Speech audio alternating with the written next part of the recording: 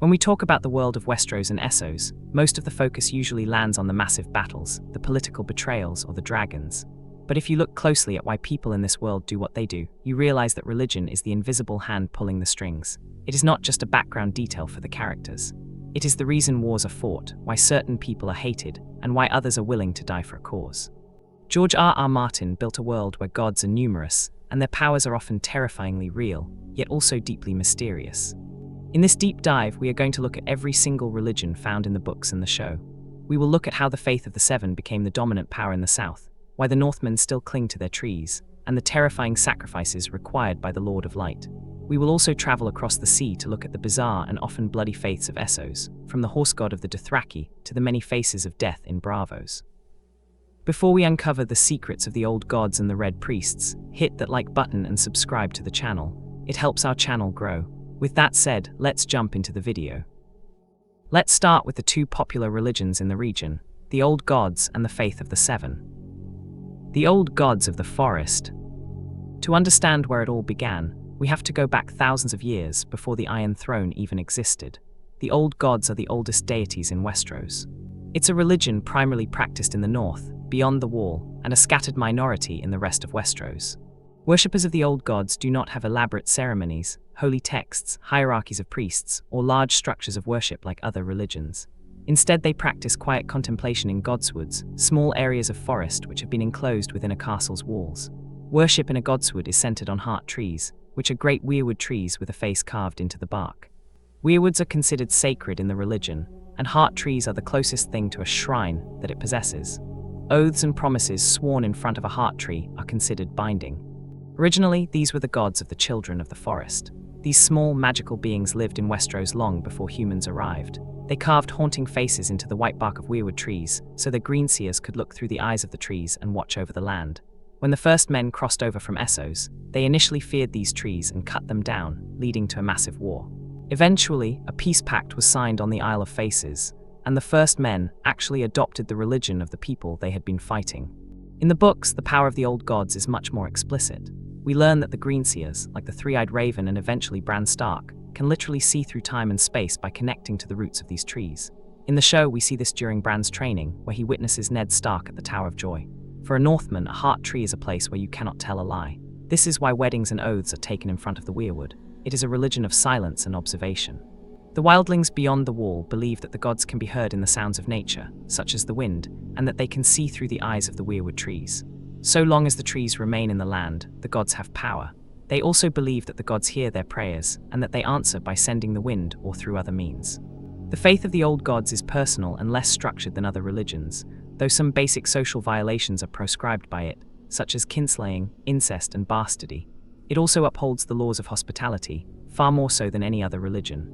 Though extremely offended by the crimes of kinslaying, incest, and violation of the guest right, homosexuality is apparently not considered sinful or blasphemous. After the war against the White Walkers 8,000 years ago, the children gradually declined throughout Westeros. The worship of the old gods remained strong among the first men in Westeros until the coming of the Andals 6,000 years ago, who brought the faith of the Seven with them from the east. The Andals slaughtered the children of the forest, viewing their magic as an abomination before the Seven. The Andals cut down the weirwood trees in the south, which is why you rarely see them in places like King's Landing or Highgarden. However, the north remained unconquered, which is why the Starks and their bannermen still keep the old ways till today. The faith of the Seven. If the old gods are about nature and silence, the faith of the Seven is the exact opposite. This is a highly organized, bureaucratic religion that feels very similar to the medieval Catholic Church. It was brought to Westeros by the Andals, who sailed across the narrow sea with 7 pointed stars carved into their chests. They were crusaders, and they spent centuries replacing the old gods with their own.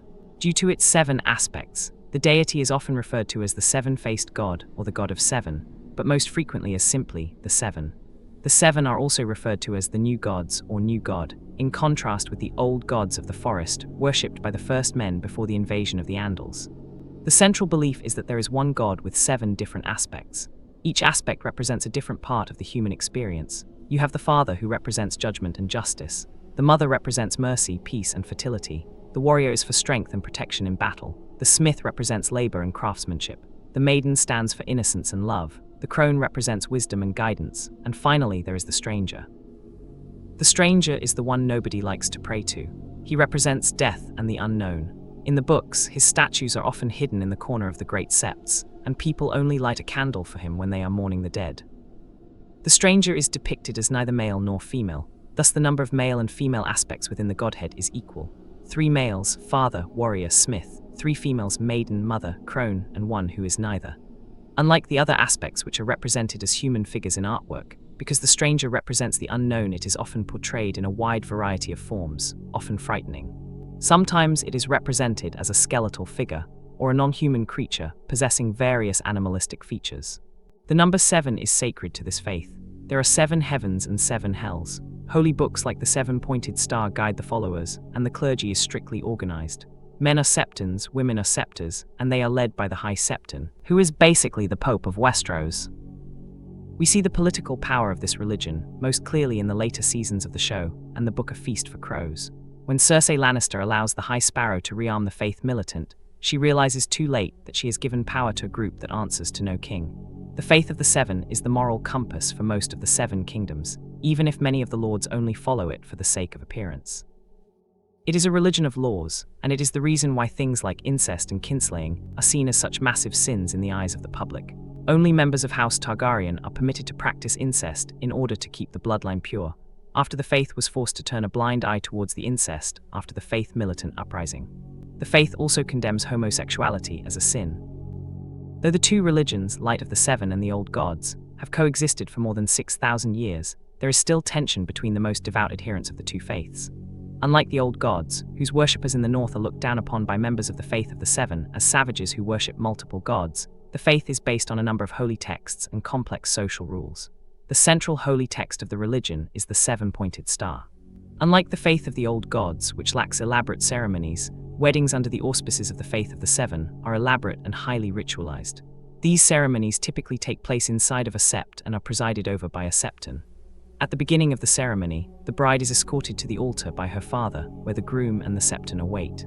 The groom is then told, "You may now cloak the bride and bring her under your protection," and drapes a cloak bearing his house's colors around the bride's shoulders. The bride and groom then join hands, which are tied together with a ribbon by the septon, who says, "In the sight of the 7, I hereby seal these 2 souls, binding them as one for eternity." He then instructs them to look upon one another and say the words. At this point, the bride and groom turn to face each other or recite the following vow in unison. "Father, smith, warrior, mother, maiden, crone, stranger, I am his, hers, and he is mine from this day until the end of my days." Similar to the real-life College of Cardinals in Catholicism, the Faith is ruled over by a council known as the Most Devout, which elects the High Septon. Our Lord, the Lord of Light. Now we move to a religion that actually seems to produce visible magic. Our Lord, the Lord of Light, is a fire god primarily worshipped in Essos, but his influence spreads to Westeros through characters like Melisandre and Thoros of Myr. The symbol of the Lord of Light is a fiery heart. The religion is led by the Red Priests, though both men and women can join the priesthood. The religion of the Lord of Light is centered on belief in the existence of 2 deities, in the words of Melisandre, a god of light and love and joy, and a god of darkness, evil and fear, eternally at war. The Lord of Light is the god of fire, which provides light, heat and life, and struggles against darkness, cold and death, represented by an opposing deity, the Great Other. Due to the dualistic worldview of this religion, its more fanatical followers believe the Lord of Light is the one true god, and all other gods from other religions, the old gods, the 7, the drowned god, etc., are demons and false idols that must be cast down and burned. Followers of our Lord believe that the night is dark and full of terrors. They use fire as a medium to communicate with their god, staring into the flames to see visions of the future. While the Faith of the 7 is about rules, the Red Faith is about prophecy. They are obsessed with the legend of Azor Ahai, a legendary hero who is supposed to be reborn to lead the fight against the darkness.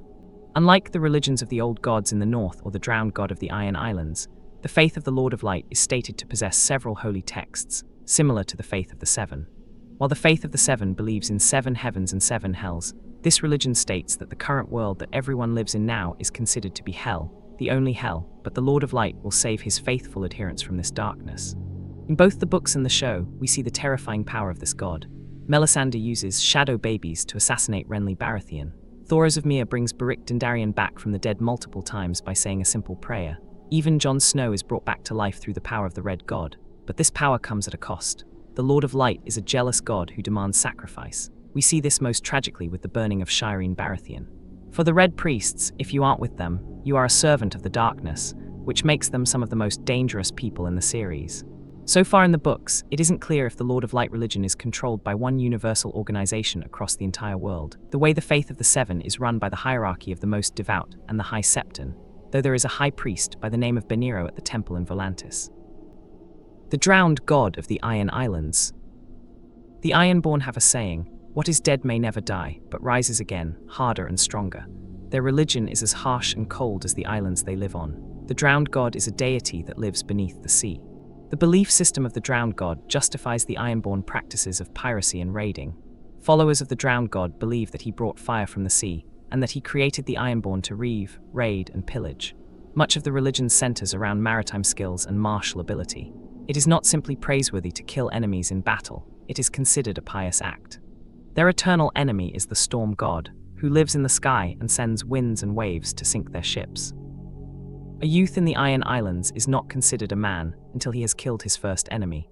The religion also encourages paying the iron price instead of the gold price, meaning that it is better not to pay or trade for possessions, but to take them by force from the hands of dead enemies. The initiation into this faith is literal drowning. In the books, Aegon Damphayer is a priest who actually drowns people in the seawater until they stop breathing, then uses a form of primitive CPR to bring them back. The drowned god himself is said to have drowned in the sea, for the sake of the Ironborn, but returned to life harder and stronger. Drowning is also employed as a method of sacrificing captured enemies to the drowned god. Due to their belief, the Ironborn do not fear drowning in the sea. Godly Ironborn, that is, fearless raiders, who drown are believed to be taken to the drowned god's watery halls, where they will feast on fish and be tended by mermaids for eternity. Thus, whenever a reaver dies, the Ironborn say that the drowned god is in need of a strong oarsman. Priests of the drowned god are called drowned men. They anoint devotees using seawater, which is considered holy water in the religion. Unlike the faith of the Seven or the worship of the Lord of Light, the drowned god religion appears to be rather sexist. Ironborn men are expected to raid, plunder, kill, and command ships, but it is frowned upon for Ironborn women to do any of these things.